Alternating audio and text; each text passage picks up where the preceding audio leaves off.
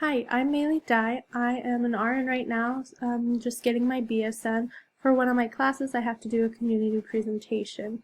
So my topic for you all is mental health during this pandemic. My first question for all of you is, what do you do for yourself? Do you have something you do just for yourself every single day? What do you do during work that helps you relieve stress? And then what do you do outside of work to relax? You can just reflect upon those questions. Obviously, right now we're all going through an interesting time facing a global pandemic. Although COVID physically affects only a portion of the population, it does affect the entire population mentally through lockdown at the beginning, quarantining, our social distancing policies, people's fear of getting infected with the virus, and also new protocols in all stores and mostly all states now, requiring masks, hand sanitizing when you're entering stores, and health screening prior to entering work or some places. Emotional distancing is often experienced with social distancing due to masks and the discouragement to shake hands or hug other people. People are unable to travel as much, seeing their other family, and we're discouraged from having large gatherings of people. And this kind of makes this experience a dehumanizing experience. You're not seeing other people smile. You're not able to give somebody a hug when you see them or a handshake, which is just kind of foreign to us. And then additional stress is created with all these conditions. And so that's why I'm talking about stress. An important thing is to recognize the symptoms of stress, such as feelings of irritation or anger, feelings of feeling uncertain, nervousness or anxiousness, lacking motivation, feeling tired or overwhelmed, having trouble sleeping, and also having trouble concentrating. There are multiple negative effects of stress, namely a change in your sleep and eating patterns. Often you're not getting enough sleep, or possibly too much. And then eating patterns, eating unhealthy foods, not eating enough, things like that. Having difficulty concentrating at work or at home, and sleeping. This stress can also cause a worsening of medical conditions, either chronic ones or acute ones, also mental. And then there's an increased use of alcohol, tobacco, and other substances associated with increased stress.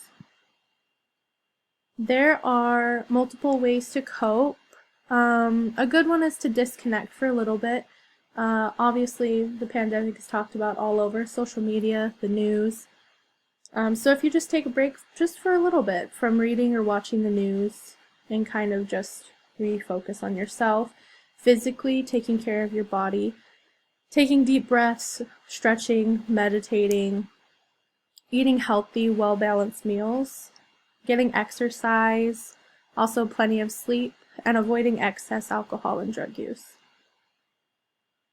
There are so many great ways to connect with people with technology. We can use FaceTime, Zoom meetings if you want multiple people, even social media, messaging your friends, texting them, keeping up, and then spending time with your family as you're able to. A good way is also to relax. Just taking some time, but also making time is important to unwind. Finding activities that are relaxing to you. Maybe that's yoga, taking a bubble bath, getting a massage. Retail therapy is always my favorite. Also, maybe just taking a long walk outside. And then discovering new hobbies or activities could make this quarantine kind of fun, since you're finding something you can do inside and something that interests you, such as baking or painting or gardening or things like that. And then finally, there's just some workplace tips of how to reduce your stress while at work. Setting realistic timelines and goals as to not overwhelm yourself or make yourself feel disappointed in what you're doing if you don't meet every single thing that you wanted to do that day. Making a list of tasks sometimes reduces the stress associated with workload, and prioritizing them so you get the most important ones done, and if you don't get to the least ones, you can always do them tomorrow. Take your allotted breaks, even if you just take a walk outside for some fresh air. Avoid doing or talking about work while on your break. Just take this time to focus on yourself. Another important one is clocking out on time and leaving work behind. Sometimes you get too involved and you're like, oh, I have to finish this assignment or I have to finish grading these before I leave. But if you're able to, time-wise, then I would say it's even more mentally important for you just to finish those the next day and get out of work on time to reduce that stress.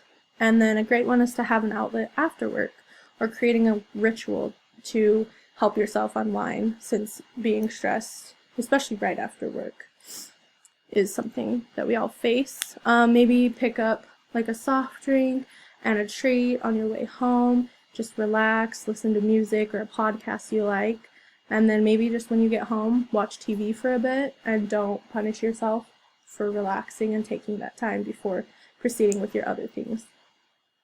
And then the last slide is just my references, so thanks for listening.